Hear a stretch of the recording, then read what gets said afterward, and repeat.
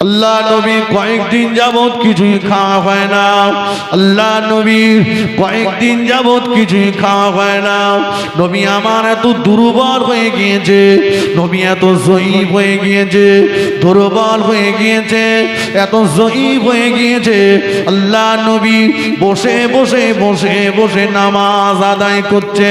হযরত আবু হুরায়রা রাদিয়াল্লাহু তাআলা আনহু বললেন, ইয়া রাসূলুল্লাহ, ইয়া হাবিবাল্লাহ, হুজুর আমি আবু হুরায়রা, আমি কি স্বপ্ন দেখছি? আল্লাহ নবী বললেন, কেন বাবা আবু হুরায়রা?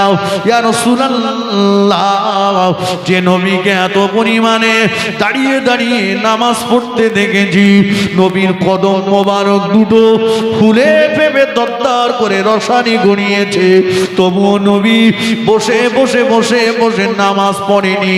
আর আজকে নবী বসে নামাজ পড়ছে। আল্লাহ নবী বললেন, ও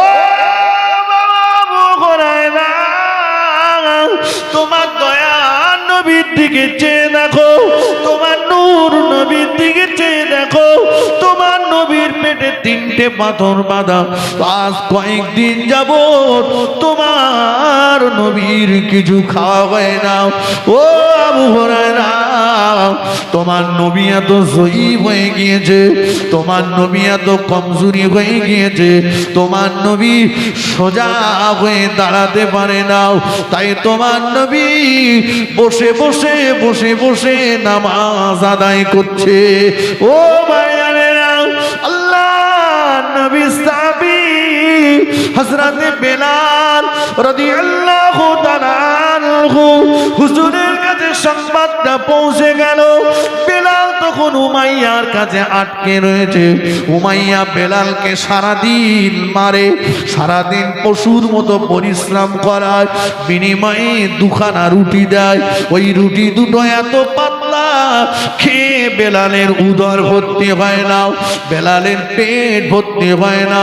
কিন্তু বেলাল সংবাদ পেয়ে গিয়েছে, আমার নবী, দয়ার নবী আজ কয়েকদিন অনাহারে। বেলাল সারাদিন কাজের বিনিময়ে 2টো রুটি পেয়েছে। ওই 2টো রুটি বেলাল লুকিয়ে রেখেছে। আর চিন্তা করছে, কখন উমাইয়ার ঘর থেকে পালিয়ে আমি আমার নবীর কাছে চলে যাব। গভীর রাত, নিশুতি রাত, বেলাল উমাইয়ার ঘর থেকে বার হলো। 2টো রুটি কাছে নিয়ে লুকিয়ে লুকিয়ে লুকিয়ে লুকিয়ে আল্লাহ নবীর দরজায় হাজির হয়ে গেল। আসসালাতু ওয়াসসালামু আলাইকা ইয়া রাসূলুল্লাহ, ইয়া হাবিবাল্লাহ, হুজুর দরজা খানা খুলুন। গভীর রাত, কে আমার দরজার কাছে সালাম দেয়। আল্লাহ নবী দরজাটা খুলে দেখে অন্য কেউ নয়, বেলাল দাঁড়িয়ে আছে। নবী যেই না দরজা খুললে, বেলাল আমার নবীর বুকে চাপ দিয়ে বললেন, আমার নবী বেলালকে বুকের মধ্যে জড়িয়ে ধরলেন। ও বাবা বেলাল, তুমি কি করে আসলে বাবা? ইয়া রাসূলুল্লাহ, ইয়া হাবিবাল্লাহ, কি করে এসেছি অবশ্যই আপনাকে বলবো। তার আগে একটাবার আপনি আমায় বলেন না, আমি বেলাল, আমার প্রতি কি আপনি রাগ করে আছেন? আমার প্রতি কি আপনি রেগে আছেন? নবী বললেন, কেন বাবা বেলাল এমন কথা বলছো বাবা? ইয়া রাসূলুল্লাহ, কেন বলবো না? উমাইয়া আমাকে মারে, এতবার মারে, রক্তাক্ত করে দেয় আমাকে, আমার বুকের উপরে পাথর চাপিয়ে দেয়, আমার গালের ভিতরে গরম বালুগুলো ঠেটে ঠেটে ঠেটে ঠেটে দেয়। আমি বেলাল আল্লাহর জমিনে ওই মরুভূমির উত্তপ্ত গরম বালুর উপরে পড়ে থাকি। ও আল্লাহর নবী,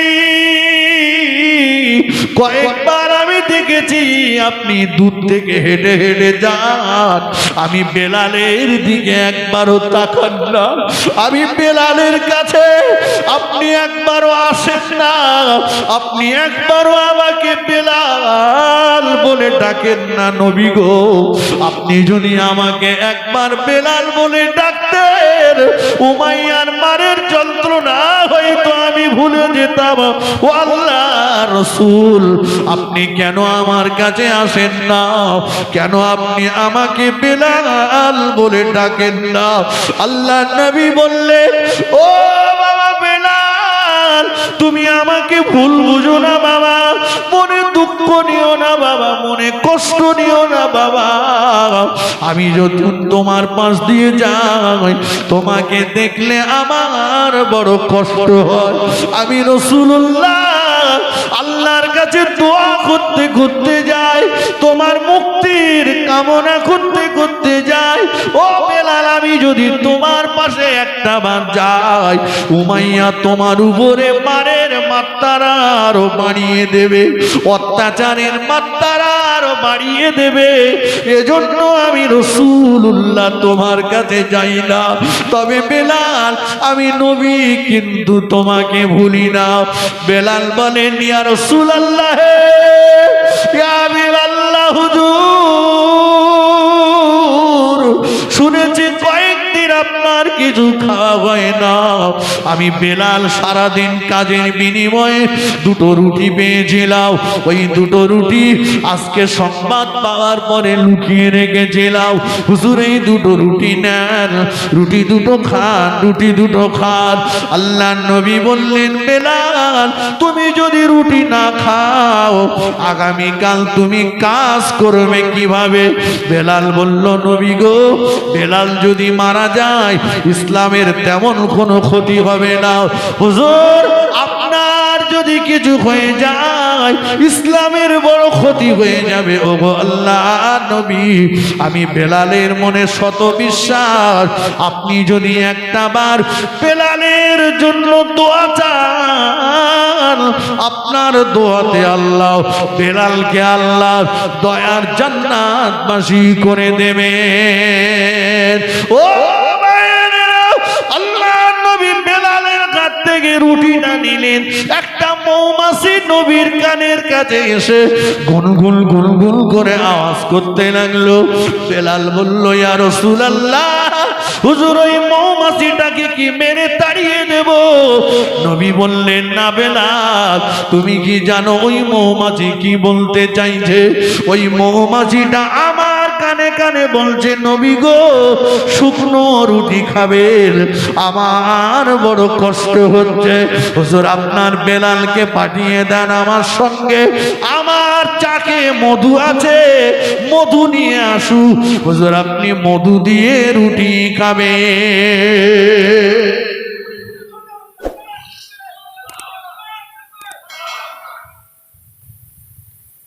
আল্লাহু আকবার। একটা মৌমাছি আমার নবীকে চিনেছে, আমার নবীর কষ্ট সে সহ্য করতে পারে না, কিন্তু আমরা নবীকে কষ্ট দিয়েছি, নবীকে আমরা চিনতে পারলাম না। অথচ সারাটা জীবন রাসূলুল্লাহ শুধু আমাদের কথাটাই চিন্তা করেছেন। আজও মদিনার একটা কথা বলবো, একদিন আল্লাহ রাসূল ঘর থেকে দিনের দাওয়াত দিতে বার হয়ে গেলে, ঘরের ভিতরে নবীর জন্য অপেক্ষা করছেন নবীর বিবি খাদিজাতুল কুবরা রাদিয়াল্লাহু আনহা আর নবীর বেটি ফাতেমাতুজ জাহরা রাদিয়াল্লাহু আনহা। মা আর মেয়ে দুজনা নবীর জন্য ইন্তজার করছে। অনেকক্ষণ সময় পার হয়ে গেল, আল্লাহ রাসূল এখনো ঘরেতে ফিরল না।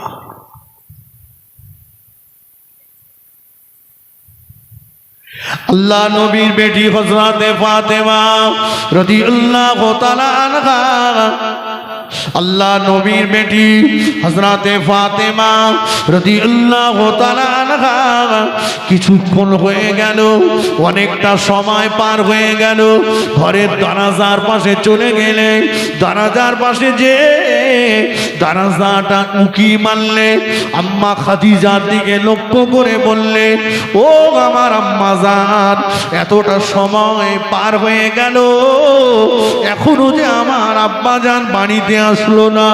এতটা সময় পার হয়ে গেল, এখনো যে আমার আব্বা ঘরেতে ফিরল না। মা খাদিজাতুল কুবরা বলেন, ও বেটি ফাতেমা, আমিও যে তোমার আব্বার জন্য ইন্তজার করছি, কেন তোমার আব্বা বাড়ি ফেরে না?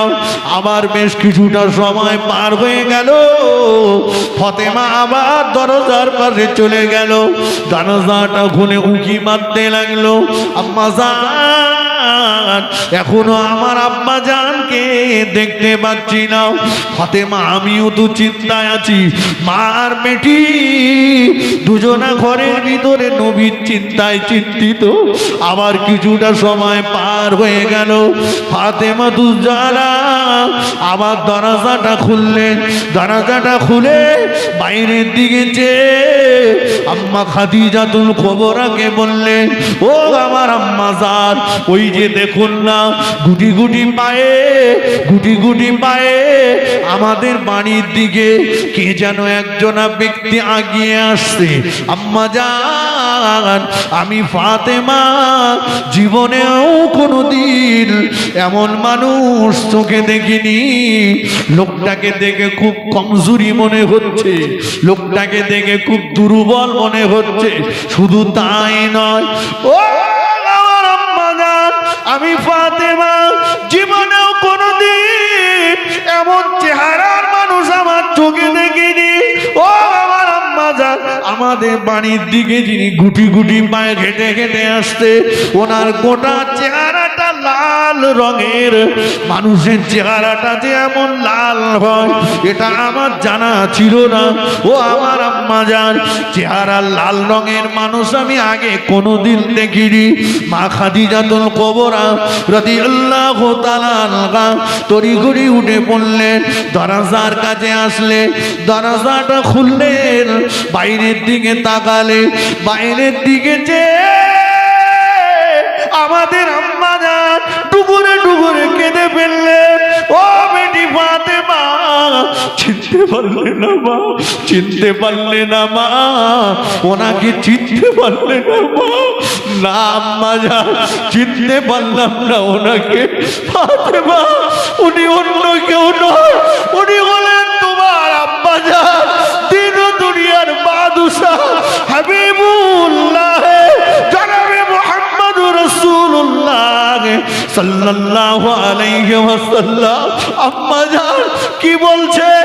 আমার আম্মা জানের নূরের চেহারার দিকে তাকালে পূর্ণিমা চাঁদটাও যে হার মেরে যায়। আমার আব্বা জানের চেহারাটা যে লাল ছিল না। আমার আব্বা জান এত দুর্বল, এত জয়ীফ, এত কমজোরি আমার আব্বা জান তো ছিল না। মা খাদিজা বলেন, ও বেটি ফাতেমা, তোমার আব্বা দিনের দাওয়াত দিতে গিয়েছিল, বেঈমানের দলেরা তোমার আব্বাকে এত মার মেরেছে, এত মার মেরেছে, পাথরের আঘাতে আঘাতে তোমার আব্বা জানের নূরের বদনটা রক্তে লাল হয়ে গিয়েছে। আম্মা খাদিজাতুল কুবরা রাদিয়াল্লাহু তাআলা আনহা টুকটুক করে কিছু দূর এগিয়ে গেলে দয়ার নবীকে দরাদরি করে বাড়িতে নিয়ে আসলেন। আম্মা জান শাড়ির আঁচলটা দিয়ে দয়ার নবী গায়ের খুন মোবারক গুলো মুছে মুছে মুছে মুছে দিচ্ছে। আম্মা জান দেখতে পেলেন দয়ার নবীর নূরের বদনে পাথরের টুকরা ঢুকে গিয়েছে। আম্মা জান আঙুল দিয়ে টেনে টেনে টেনে টেনে পাথরের টুকরা বার করলেন। রক্ত খুন মোবারক ফিনকি দিয়ে বার হয়ে আম্মা জানের মুখে লেগে গেল। আম্মা জান ডুগুরে কেঁদে ফেললেন। এই মক্কার বেঈমানের দলেরা, এ আবু জাহাল, আবু লাহাব, এ উতবা সাহেবা, এ ওলীদ ইবনে মুগীরা, কে আছিস খাদিজার সামনে দাঁড়িয়ে বল, খাদিজার টাকা নিয়ে ব্যবসা করিসনি? খাদিজার টাকা নিয়ে বড় লোক হসনি? আমার টাকা নিয়ে ব্যবসা করলি, আমার টাকা নিয়ে বড় লোক হলি। মুহাম্মদ সাল্লাল্লাহু আলাইহি ওয়াসাল্লাম গরিব হলেও আমার স্বামী, এতিম হলেও আমার স্বামী, আমার স্বামীকে ধরে তোরা এতবার মারলি, এতবার মারলি। আল্লাহ নবী আমাদের আম্মা জানের মুখে হাত লাগিয়ে দিলেন। বলো না খাদিজা, এমন করে বলো না। ওদিকে ফাতেমাতুজ জাহরা রাদিয়াল্লাহু তাআলা আনহা দুটো হাত আল্লাহ পাকের দরবারে তুলে বলছে, ও রব্বুল আলামিন, আল্লাহ পাক আমার আব্বা জান জীবনেও কোনোদিন কারো গানে চড় মারেনি। আমার আব্বা জান কখনো গরিবের সঙ্গে দুর্ব্যবহার করিনি। আমার আব্বা এতিমের মাল আত্মসাৎ করিনি। আমার আব্বা জান কখনো কারো জমি ফাঁকি দেয়নি। অথচ আজকে দিনে ওরা আমার আব্বা জানকে এত মারলো। আমি ফাতেমা, আমি আমার আব্বা জানকে দেখে চিনতে পারি না। আল্লাহ নবী হাতটাকে নামিয়ে দিলেন। কেঁদো না বেটি ফাতেমা, বদদুয়া করো না ও বেটি ফাতেমা। কিয়ামতের ময়দানে যেদিন বাপ বেটার হবে না, বেটা বাপের হবে না, মা মেয়ের হবে না, মেয়ে মায়ের হবে না, ওই দিন আমি রাসূলুল্লাহ আমার শরীরের ক্ষত চিহ্নগুলো আল্লাহ পাককে দেখিয়ে আল্লাহ পাকের কাছ থেকে এক একটা ক্ষত চিহ্নের বিনিময়ে আমার লক্ষ লক্ষ লক্ষ লক্ষ গুনাহগার উম্মত উম্মতি দিগের জীবনের গুনাহকে মাফ করিয়ে নেব। আর একটু জোরে বলে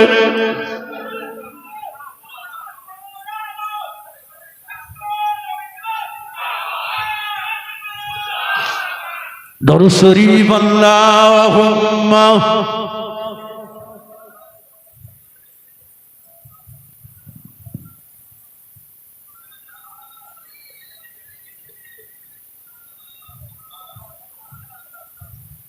खूब मोहब्बत अल्लाहुम्मा सल्ली अला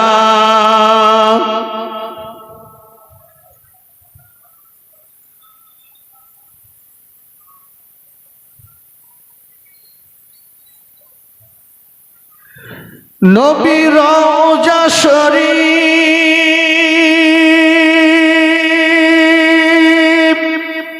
देखे मन भरे ना दीदार दाओ गो शाहे मदीना नबीर रौजा शरीफ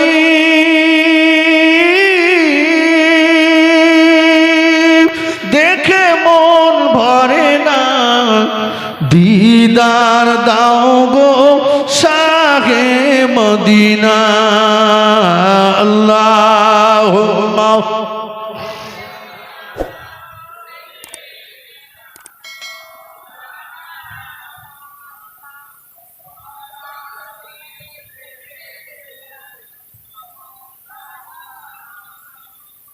আমার ভাইরা, আমার মুরব্বীরা, আমার নওজওয়ান যুবকেরা, রাসূল পাক সাল্লাল্লাহু আলাইহি ওয়াসাল্লাম আমার দয়ার নবী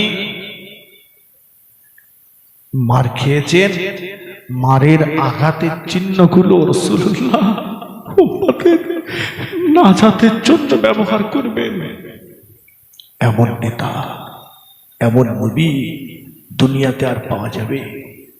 কথা বলে না। কিয়ামতের ময়দানে যেদিন সমস্ত নবীরা নফসি নফসি করতে থাকবে, কেবলমাত্র একজন ব্যক্তি যিনি আমাদের নবী শুধু বলবেন হাবলি ইয়া উম্মতি, আল্লাহ আমার উম্মতের উপায় কি হবে, আল্লাহ আমার উম্মতের উপায় কি হবে। জোরে বলুন সুবহানাল্লাহ। সেই নবীর সঙ্গে বেয়াদবি নয়। নবীকে মহব্বত করুন, অন্তর থেকে ভালোবাসুন, অন্তর থেকে ভালোবাসুন। কিলাব বনি ইসরাইল কওমের একজন মানুষ, জীবনে এমন কোনো অন্যায় নেই সে করেনি। তো ওই লোকটার ইন্তেকালের পরে বনি ইসরাইলরা বলছে যে একে আর মাটি দিয়ে দাফন করে লাভ নেই, একে চলো আমরা গোভাগাড়ে ফেলে দিই। জীবনে তো লোকটা প্রচুর অন্যায় করেছে। তো ওরা ওই লোকটাকে গোভাগাড়ে ফেলে দিয়েছে। নবী মূসা ছিলেন কালিমুল্লাহ, আল্লাহর সঙ্গে কথা বলতেন। তো আল্লাহ পাক নবী মূসা আলাইহিস সালামকে বললেন, ও মূসা, ওই বনি ইসরাইল কওমদের ভিতরে একজন মারা গেছে, দেখো ওরা তাকে দাফন না করে গোভাগাড়ে ফেলে দিয়েছে। ওদেরকে যে বলো ওই লোকটাকে তুলে, আমার ওই বান্দাকে তুলে এনে সসম্মানে দাফন করতে।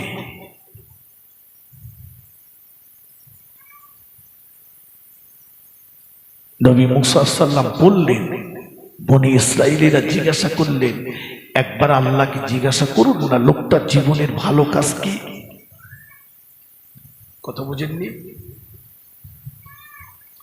আল্লাহ পাক জানিয়ে দিলেন, ও নবী মূসা, আমার বান্দা গুনাহগার, আমার বান্দা পাপী, আমার বান্দা অপরাধী, কিন্তু আমার বান্দা তৌরাত কেতাবের ভিতরে, তৌরাত কেতাবের ভিতরে যত জায়গাতে আমার আখিরি জামানার নবীর নাম, নূর নবীর নাম, দয়ার নবীর নাম দেখতে পেয়েছে, তত জায়গায় আমার বান্দা মুহাব্বতের সঙ্গে, ভালোবাসার সঙ্গে চুম্বন দিয়েছে, ভালোবাসার সঙ্গে চুম্বন লাগিয়েছে।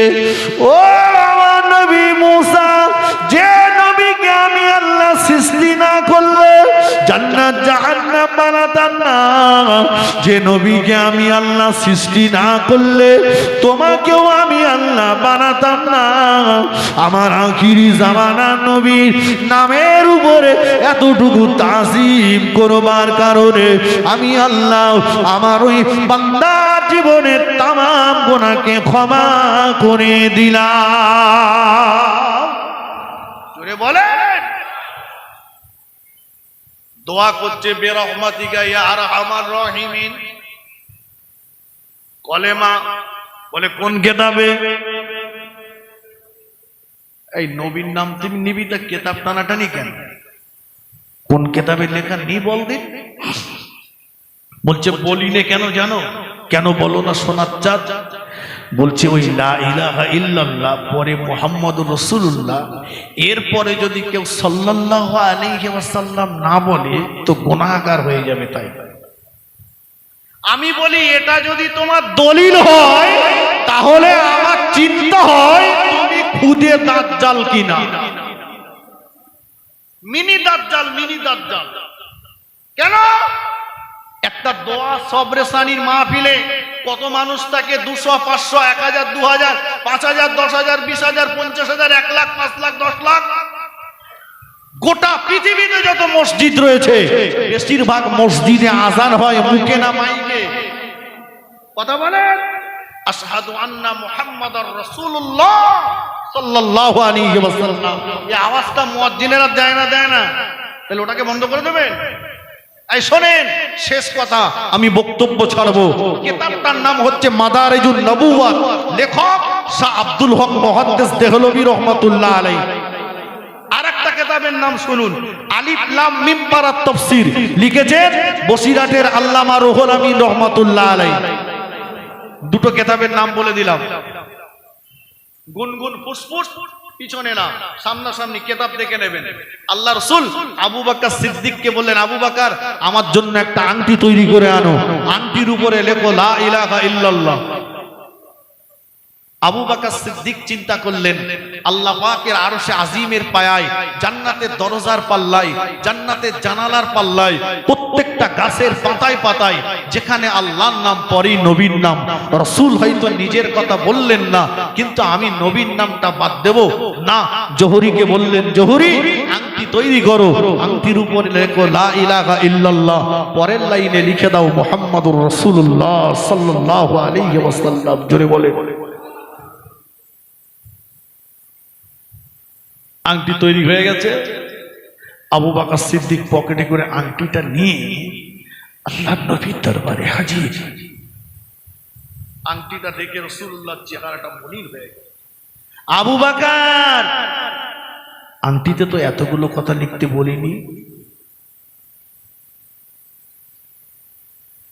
আবু বকর সিদ্দিক বললেন, ইয়া রাসূলুল্লাহ, ইয়া হাবিবাল্লাহ,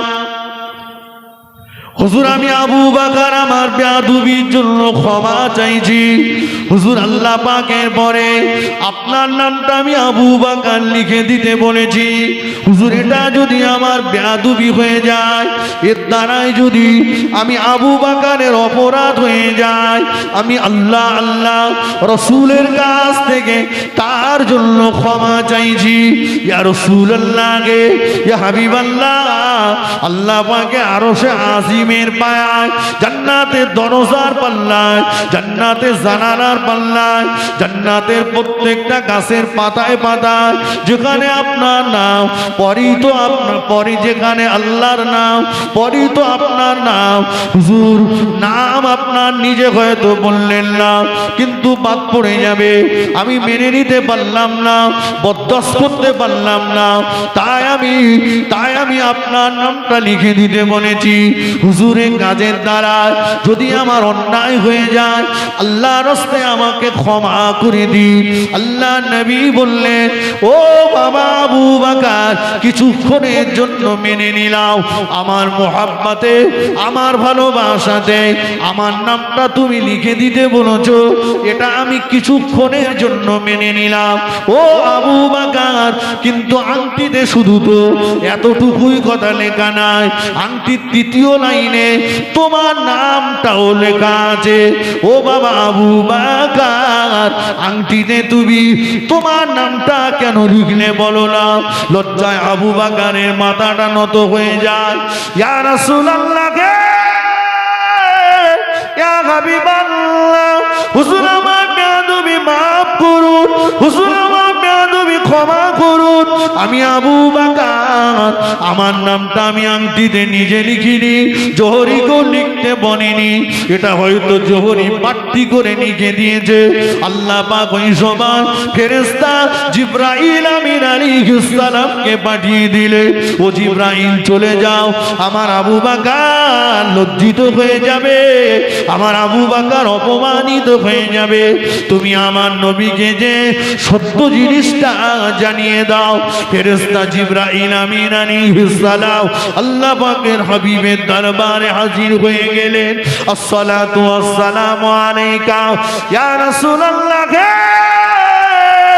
ইয়া হাবিবাল্লাহ, হুজুর বেয়াদবি মাফ করুন, আপনি আপনার আবু বকরকে বকাবকি করবেন না, আবু বকরকে তম্বি করবেন না, আবু বকরের নামটা আবু বকর আংটিতে নিজে লিখিনি, জোহরিকে লিখতে বলিনি। আল্লাহ পাক আমি জিবরাইলকে পাঠিয়ে দিয়ে বলেছিলেন, ও জিবরাইল চলে যাও, আমি আল্লাহ আমার নামের পরে আমার নবীর নামটা বাদ পড়ে যাবে, আমি আল্লাহ আমার নামের পরে আমার নবীর নাম বাদ রয়ে যাবে। আবু বকর মেনে নিতে পারলো না, আবু বকর বরদাস্ত করতে পারলো না, আবু বকর আমার নবীকে ভালোবেসেছে। ও জিবরাইল, আমিও আমার আবু বকরকে ভালোবেসেছি, যেখানে আমি আল্লাহ আমার নাম থাকবে, আমার নবীর নাম থাকবে, আমার নবীকে যে মোহাব্বত করলো তার নাম থাকবে না, এটা আমি আল্লাহ পছন্দ করি না। ও জিবরাইল, তুমি যে আবু বকরের নামটা ওই জায়গাটাই লিখে দাও।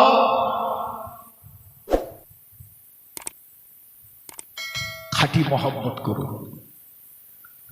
মহব্বতটা খাঁটি হোক। মুখে একরকম আর কাজে একরকম হবে না।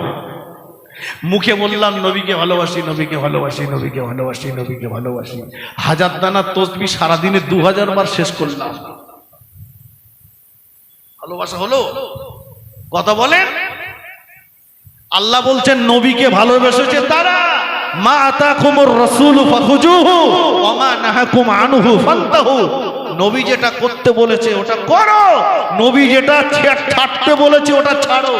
নবীর করতে বলা কাজগুলো করেছে যারা, আর নবীর ছাড়তে বলা কাজগুলো ছেড়েছে যারা, নবীকে ভালোবেসেছে তারা। ঠিক কিনা বল? বলেন না? চার পেয়ে জন্তু জানোয়ার নবীর কথা শুনেছে, দুপিয়ে মানুষ শুনিনি। সত্য না মিথ্যা বলেন? চার পেয়ে জন্তু নবীর কথা শুনেছে। আল্লাহ রসুলের কাছে একজন যে বলছেন, ইয়া রাসূলুল্লাহ, হুজুর আমি একটা উট আমার বাড়িতে আছে, ওই উটটা এত বেয়াদব হুজুর, ওর আমি দড়ি দিয়ে রাত্রি বাঁধি, ওর রাত্রিবেলা ওই দড়িটা চিবায়ে চিবায়ে কেটে ফেলে পালাই, সকালবেলা আবার খুঁজে খুঁজে এনে দড়ি কিনে বাঁধি, ফের রাত্রিবেলা কেটে পালাই। হুজুর আমি গরিব মানুষ, দড়ি কিনে কিনে আর পারি না, ওরে একটু জিজ্ঞাসা করে দেখেন তো দড়ি কাটে কেন? আল্লাহ নবী বললেন, বাবা উটটা কোথায়? বলছে উট বাড়িতে।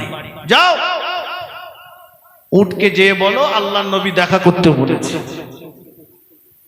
উট তার নিজের জায়গাতে শুয়ে আছে। সাহাবী এসে বললেন, এই উট আল্লাহ রাসূল তোকে যেতে বলেছে।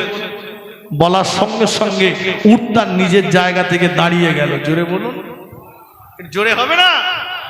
উটটা আমার রাসূলুল্লাহর দরবারে যে আমরা নামাজে যেমন বৈঠকে বসি, উট আদবের সঙ্গে আমার নবীর সামনে বসে বলল। জোরে বলুন না। আদব, আদব হলো ইলমের বেড়া। যার ভিতরে আদব নেই ও বেয়াদব, শয়তানের খসলত। আদব করতে শিখুন। আদবের সঙ্গে বসে আল্লাহ নবী বলছেন, তোর মালিক আমার কাছে নালিশ করলো, দড়ি কেটে কেটে পালাস কেন? আচ্ছা বলেন তো, উট নবীর সঙ্গে কথা বলতে পারবে? আল্লাহ রাসূলের সঙ্গে পাথরে কথা বলেছে, পাথরে। আল্লাহ পাকের হুকুমে উটের জবান খুলে গেল। উট বলছে, ইয়া রাসূলুল্লাহ বেয়াদবি মাফ করুন, আপনি বলেছেন মসজিদে যখন আযান হয়, বাড়িতে যদি কেউ নামাজে না দাঁড়ায় তাহলে ওই বাড়িতে আসমান থেকে গজব নাজিল হয়। হুজুর আমার মনিবের বাড়িতে একটা কেউ নামাজ পড়ে না, আমি চিন্তা করলাম রাতের অন্ধকারে যদি গজব নামে তাহলে আমার উপর আমিও বাদ যাবো না হুজুর, তাই আমি ভয়ে দড়ি কেটে পালিয়ে যাই। কথা চিন্তা করেছে। উট পালাচ্ছে, বলছে মনিবের বাড়িতে কেউ নামাজ পড়ে না, রাতের অন্ধকারে যদি গজব নামে হুজুর আমি গজবে পড়ে যাব, তাই দড়ি কেটে ভয়ে পালাই। আর আমাদের ছেলেরা মসজিদ থেকে পালাচ্ছে, মসজিদে আসলেই এদের যত ব্যস্ততা, খালি টপাটপ মারতেছে, টপাটপ কম্পিউটারে। সালাম আলাইকুম রহমতুল্লাহ, আল্লাহুম্মা আমিন, জমি দাও, জায়গা দাও, ঘর দাও, বাড়ি দাও, টাকা দাও, পয়সা দাও, দুনিয়ার মাল চাচ্ছে, যেন সব রেখে গেছে মসজিদে। আল্লাহ দাও। ওরে ডেকে জিজ্ঞেস করে নেই আত্মাহিয়াতটা বলতো, বলে ওইটা বড় মতন তো, ওইটা হয় না।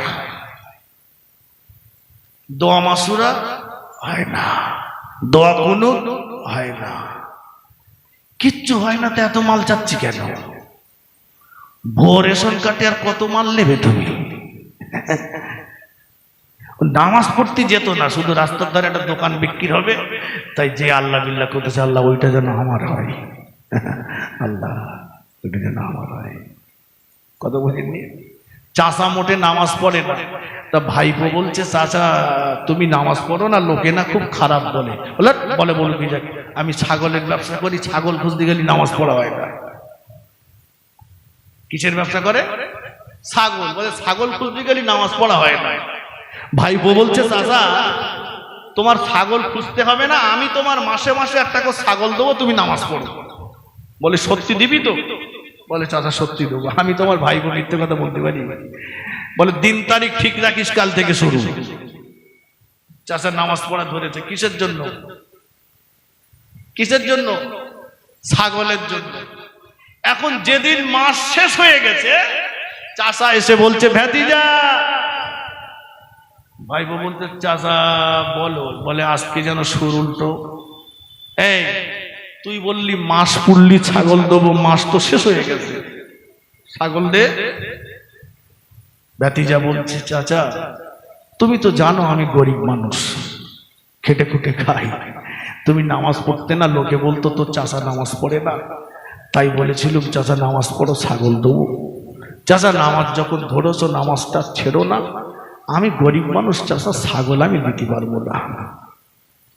চাচা বলছে ভাতিজা আমি জানতাম তুই ছাগল দিতে পারবি না, সেই জন্যে আমিও যে কদিন নামাজ পড়েছি উজু করিনি। কথা বলছেন। আচ্ছা চাচা নামাজ পড়তে গেছে কিসের জন্য? ছাগল নেওয়ার জন্য। চাচা যদি মনে করতো যে নামাজ পড়লে আল্লাহ খুশি হবে, তাহলে কিন্তু ওযু করেই নামাজ পড়তে যেত।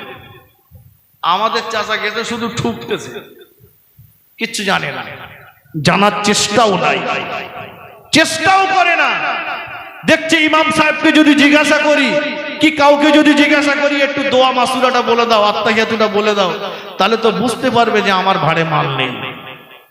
অতএব ভাড়ে যা আছে থাক, আমি আলগা করব না। কথা বুঝেছে তো আমার ভাইরা? নামাজকে আমাদের জীবনে বন্দী করুন। নবী পাকের সাহাবীরা কষ্ট হলেও তারা নামাজ ছাড়ে না, নামাজ আঁকড়ে ধরেছে। আমি বক্তব্য ছাড়ব জি, আমার পরে সুদূর সেই রাজারহাট নিউ টাউন থেকে ফুরফুরা শরীফের নগণ্য খাদেম শাহ সুফি আল্লামা জলিল সাহেব হুজুর রহমতুল্লাহ আলাইহির আওলাদ জনাব হাফেজ মৌলানা কুতুবউদ্দিন নুরি সাহেব তিনি এসেছেন। তিনি কিছুক্ষণ আপনাদের